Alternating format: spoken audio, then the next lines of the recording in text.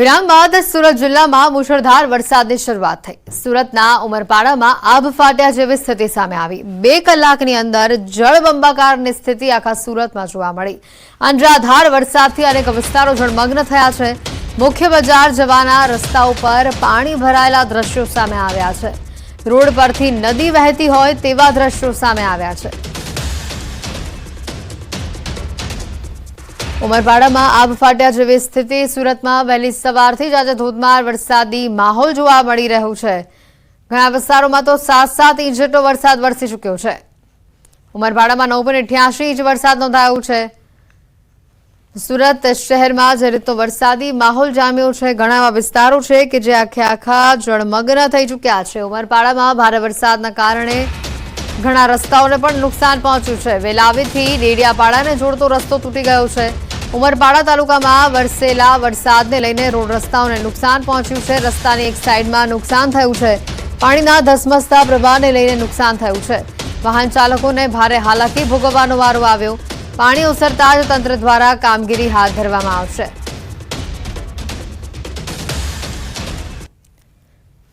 સુરત જિલ્લામાં ભારે વરસાદી માહોલ જોવા મળી રહ્યો છે। ઉમરપાડામાં 9.88 ઇંચ વરસાદથી ઘણા રસ્તાઓ છે જે પાણીમાં તરબોળ થઈ ચૂક્યા છે અને ઘણા રસ્તાઓ છે જેની આ ખસ્તા હાલત સામે આવી છે।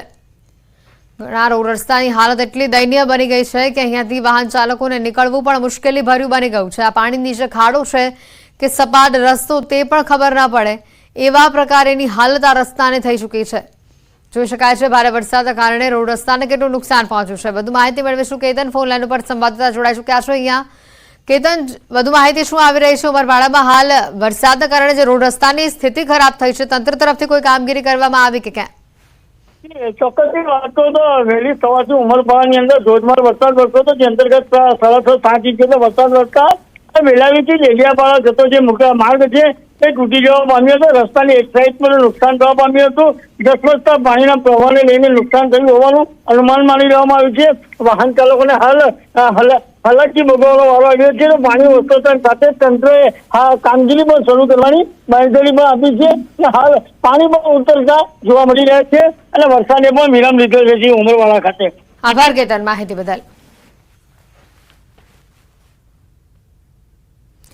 સુરતના ઉમરપાડાની અંદર જે વરસાદની આ તસવીરો સામે આવી રહી છે। 6.7 ઇંચ વરસાદ ખાબકી ચૂક્યો છે। રાત્રિ દરમિયાન પણ ભારે વરસાદથી આ વિસ્તારમાં જળબંબાકારની પરિસ્થિતિ ઊભી થઈ હતી। ગાજવીજ સાથે ધોધમાર વરસાદ આ વિસ્તારમાં વરસ્યો છે। ઉમરપાડા વિસ્તારમાંથી પસાર થતી વીરા નદીમાં ઘોડાપૂર આવ્યું છે। વહાર ગામથી બલાલકુવા, જામકુઈ સહિતના જોડતા લો લેવલ કોઝવે પર પાણી ફરી વળ્યા છે। ઉમરપાડાની મધુવન અને વીરા નદીમાં ભરપૂર પાણીની આવક નોંધાઈ છે।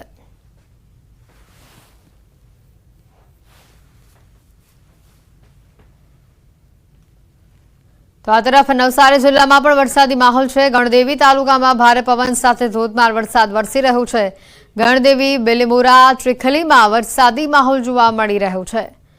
નવસારીમાં પણ ભારે વરસાદી માહોલ છે। વહેલી સવારથી જ ધોધમાર વરસાદ વરસી રહ્યો છે, જેના કારણે વિઝિબિલિટીમાં પણ ઘટાડો થયો હોવાના આ દ્રશ્યો સામે આવ્યા છે। દક્ષિણમાં મેઘરાજા ભાદરવા મહિનામાં પણ ધનાધન બેટિંગ કરી રહ્યા છે। નવસારી જિલ્લામાં વહેલી સવારથી જ વરસાદી માહોલ છે। ગણદેવી તાલુકામાં ભારે પવનની સાથે વરસાદ વરસી રહ્યો છે, જેના કારણે વાતાવરણ પણ ઠંડુગાર થયું છે। નવસારીમાં ભારે વરસાદથી વાહન ચાલકોને પણ મુશ્કેલી વેઠવી પડી હતી। વિઝિબિલિટીમાં ઘટાડો થતો જોવા મળ્યો હતો। નવસારીમાં જે રીતનો વરસાદી માહોલ છે, ખેડૂતોને આ વરસાદ અત્યારે કાચા સોનારૂપ લાગી રહ્યો છે, કારણ કે મેઘરાજાએ વિરામ લીધો હતો 3-4 દિવસ માટે અને ફરી એકવાર મેઘરાજાની અવિરત સવારી જ્યારે આ જિલ્લામાં આવી પહોંચી છે, ત્યારે ખેડૂતોમાં પણ ખુશાલીનો માહોલ છે। પરંતુ જો વધુ પડતો વરસાદ નવસારીમાં વરસે છે અને જળબંબાકાર જેવી પરિસ્થિતિ ઊભી થાય છે, તો અલબત્ત ખેડૂતોના પાકને નુકસાન પહોંચી શકે છે। નવસારીથી તસવીરો સામે આવી છે। અત્યારે 11 વાગ્યાનો લગભગ સમય થઈ ચૂક્યો છે અને આ વિસ્તારમાં સાંજ પડી હોય, મોડી સાંજ હોય તેવો માહોલ છે। ભાવિન અમારી સાથે ફોન લાઈન પર સંવાદદાતા જોડાઈ ચૂક્યા છે।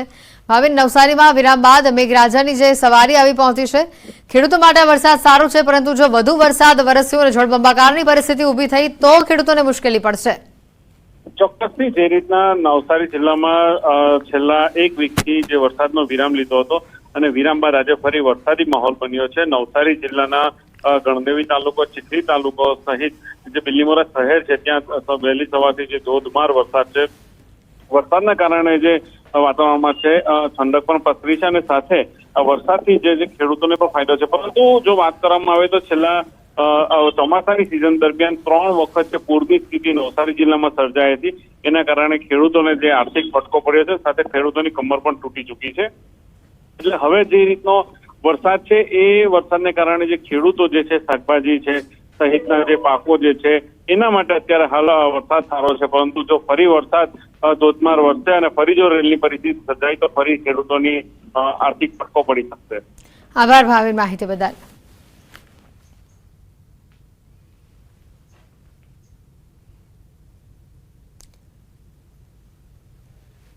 ચાર કલાકની અંદર 57 તાલુકામાં વરસાદ નોંધાયો છે. સુરતના ઉમરપાડામાં આભ ફાટી હોય તેવી સ્થિતિ છે. ઉમરપાડામાં 4 કલાકમાં 10 ઇંચ વરસાદ વરસી ગયો છે. વરસાદ જે રીતનું ખાબકેલો છે અહીંયા ખેરગામ અને સાગબારામાં 3 ઇંચ વરસાદ નોંધાયો છે. ડેડિયાપાડામાં 1.85, બારડોલીમાં 1.42 ઇંચ વરસાદ વરસ્યો છે.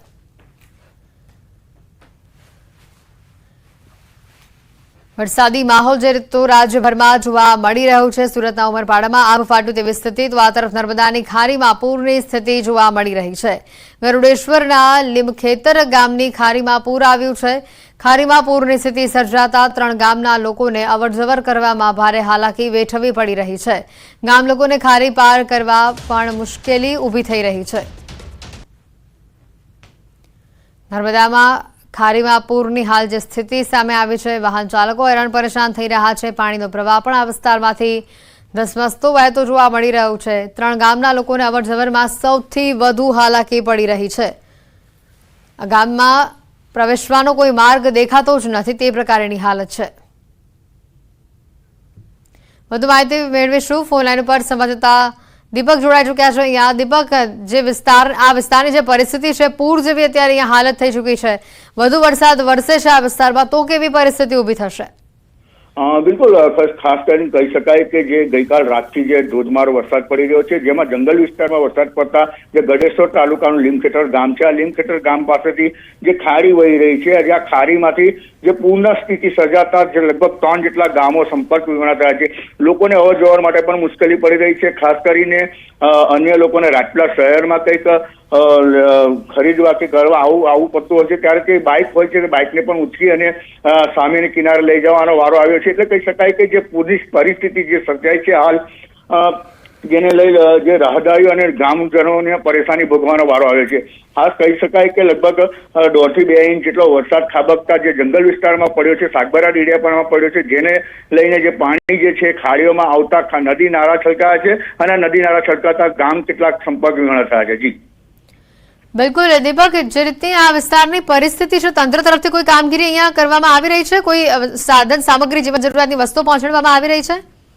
બિલકુલ કહી શકાય કે ખાસ કરીને ગઈકાલ રાતથી જ આ વરસાદ પડ્યો છે અને અત્યારે જ આ જે ખાડી જે છે લીમખેતર ગામની, આ ગામની ખાડીમાં હાલ જે પૂરની સ્થિતિ સર્જાય છે, ત્યારે તંત્ર પણ ત્યાં પહોંચી ચૂક્યું છે અને તંત્ર દ્વારા આ ગામ લોકોના સંપર્ક કરવામાં આવી રહ્યા છે અને સંપર્ક કરતા કોઈ પરિસ્થિતિ સર્જાય ના એના માટેની તમામ કાળજી પણ લેવાઈ રહી છે. હાલ NDRF, SDRFની જે ટીમો છે એ તૈનાત તો કરી દેવામાં આવી છે, પરંતુ આ જે ખાડી છે, જેને ખાડીને લઈને જે સામેના ગામો જે છે એ 2 થી 3 ગામ સંપર્ક વિહોણા થયા છે, જેમની હાલ તંત્ર દ્વારા પરિસ્થિતિનો તાજ મેળવવામાં આવી રહ્યો છે.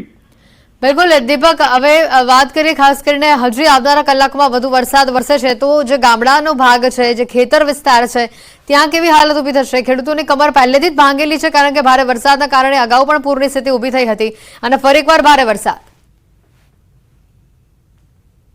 કરીને જે નર્મદા જિલ્લામાં 2 થી 3 ઇંચ વરસાદ પડ્યો છે. હજુ પણ જો વરસાદ અવારનવાર અવિરત વરસતો રહ્યો ત્યારે જે ખાડીઓ, નદી નાળા જે છલકાશે, જેને લઈને ખેતરો સુધી લોકોના પાણી વરસશે. કેમ કે ગત અઠવાડિયાની વાત કરીએ તો કેટલો વરસાદ પડ્યો, જેને કારણે આ જે પોતાનો પાક, જે ઉભો પાક હતો, તેને પણ નષ્ટ થઈ ચૂક્યો છે. એટલે જે ખેડૂતો છે, ખેડૂતોને વારંવાર મુશ્કેલી વેઠવાનો વારો આવે છે. પરંતુ જો હજુ વરસાદ અવારનવાર રહ્યો અને 3 થી 4 ઇંચ વરસાદ, 5 ઇંચ વરસાદ જેટલો પડ્યો તો પરિસ્થિતિ ગંભીર બની શકે છે. પરંતુ જેને લઈ તંત્ર એક્શનમાં છે અને તંત્ર તમામે તમામ જગ્યાએ પહોંચી ચૂક્યું છે, પરંતુ વાત કરીએ તો જે જંગલ વિસ્તારોમાં જે પાણી હોય છે, પાણી વહેલી તકે ઓસરી જાય છે, એટલે બહુ પરિસ્થિતિ ગંભીર થતી નથી. જી આભાર દીપક, માહિતી બદલ.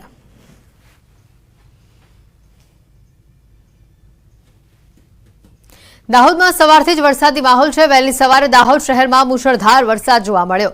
શહેર સહિત આસપાસના જે વિસ્તારો છે ત્યાં વરસાદી માહોલ જામેલો જોવા મળ્યો. વરસાદથી શહેરના રસ્તાઓ પર પાણી ફરી વળ્યા. વરસાદી પાણી ભરાતા લોકોને મુશ્કેલી વેઠવી પડી. વહેલી સવારે કામ ધંધે જતા લોકો, વિદ્યાર્થીઓને હાલાકી વેઠવી પડી.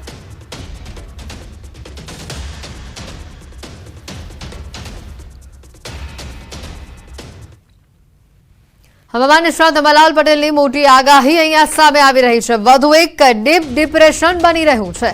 આવતીકાલથી વાતાવરણમાં પલટું આવશે. કેટલાક વિસ્તારમાં 24 ઇંચ જેટલો વરસાદ થઈ શકે છે. નર્મદા નદીના જળસ્તરમાં વધારો થશે. પૂર્વ ગુજરાતમાં ભારે વરસાદની આગાહી છે. પંચમહાલ વિસ્તારમાંથી ભારે વરસાદની શક્યતા છે. સાબરકાંઠાના વિસ્તારમાં પણ ભારે